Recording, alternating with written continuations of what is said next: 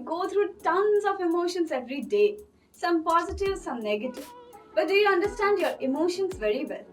And when faced by an emotional, do you know how to handle it hassle free? This chapter will help you with the answers to the above questions.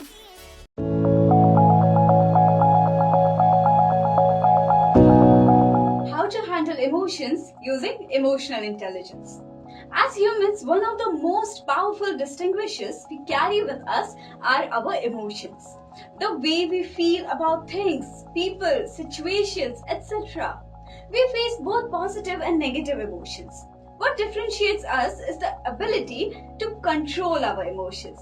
How many of us are emotionally intelligent enough to face and get along with various emotions like fear, anxiety, frustration, depression, anger, etc.?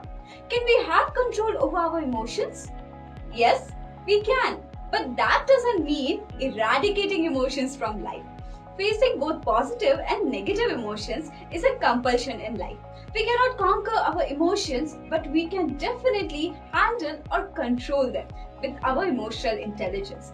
Whatever that happens in our life, it goes through a 4-stage process. The 4 stages are: first, thoughts; second, feelings or emotions; third, actions; and fourth, results or outcome. This is a basic principle of life. What we think make us either feel good or bad about it. If we feel good, we take good productive actions, and we take bad actions in case of bad feelings. Good or bad actions result in corresponding good or bad results. Let's understand this clearly with an example. Let's say John is walking on the road and a stranger shouts at him, for which John has no idea why the other person is shouting. When John confronts the situation, there are certain thoughts that generate in his mind.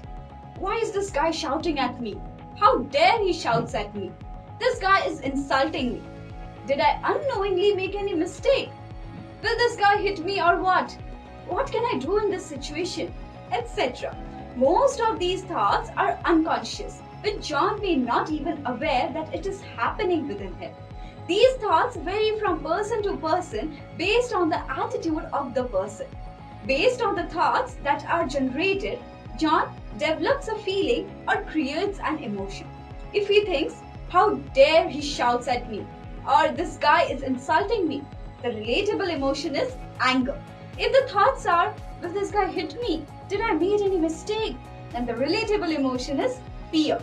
Can you make a note here? How a difference in thoughts created a difference in the emotion?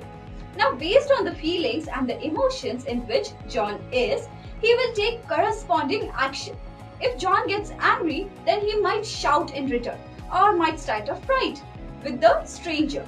If John feels fear, then he will look to escape the situation. Based on the action, there will be some result or an outcome. If both of them fight, then it might lead to some injuries or they might end up in the police station as well. In this example, we can feel that John was not at fault and it all happened because of the stranger, because of which the outcome is defined and how can anyone do something about it. This is where emotional intelligence and self-awareness comes into picture. When the stranger shouts at John, if John becomes self-aware and understands that because of his thoughts, he is getting angry and which will eventually lead to untoward action and a negative outcome. And then if he can direct his thoughts that can pacify the situation, everything changes from the next stage of feelings, actions and outcome. For example, John thinks that, how can I handle this smartly? This thought can give confidence and his action could be, he talks to the stranger about his concern. If the stranger reciprocates, then the issue gets settled, and if the stranger still confronts him, then John can further make an attempt to understand his concern. This issue should get resolved here, unless someone has a deliberate intent to trouble others. If the stranger is not paying any heed to John, then John can decide to ignore him and take a walk. Most of the time, we do not have control over the situation. but how we can take control of ourselves and our action is through becoming self-aware of our thoughts and directing our thoughts that can lead to a constructive outcome. Remember the 4 stages. In the first stage, whatever that happens to us, we generate thoughts. In the second stage, based on our thoughts and what we think, it will eventually make us either feel good or bad about it. In the third stage, based on how we feel, we take good productive actions if we have good feelings, or we take bad actions in case of bad feelings. In the fourth stage, whatever good or bad actions that we take, it results in corresponding good or bad results. Since the origin of outcome is a thought, if we can become self-aware, then we can control the remaining other stages of a situation. Let's consider one more example to see how we can use self-awareness as a tool to have control on 4 stages of the situation.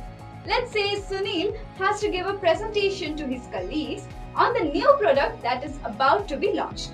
He's ready with the presentation and the audience is waiting for him to start. There are a series of thoughts that Sunil gets in his mind. It could be, will I be able to explain the product well? What if they don't like my presentation? Will I make a fool of myself? Will they laugh at me? What if I make some mistakes? I have goofed up before also. Why did I agree to do this presentation?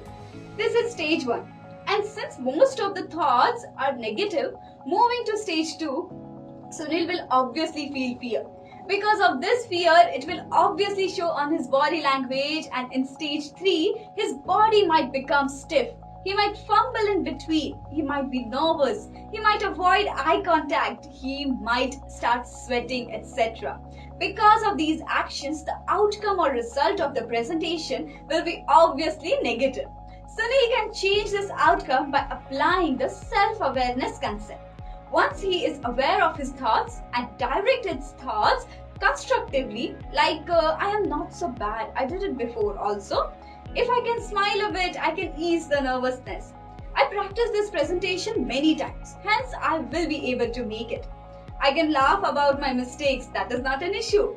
With this change in thoughts, he improves his confidence, and that further impacts his body language, and eventually the outcome of the presentation will be positive. This way we can handle any emotion by just getting aware of our thoughts and directing the thoughts in a constructive way.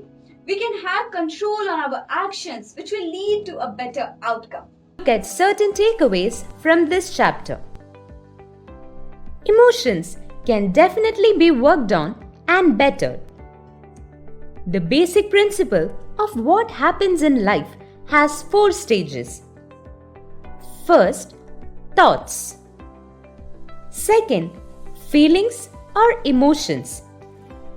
Third, actions.